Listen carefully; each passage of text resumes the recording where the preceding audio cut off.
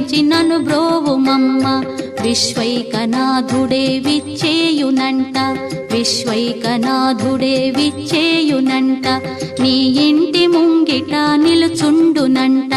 నీ ఇంటి ముంగిట నిలుచుండునంట అన్నపూర్ణాదేవి అర్చింతునమ్మ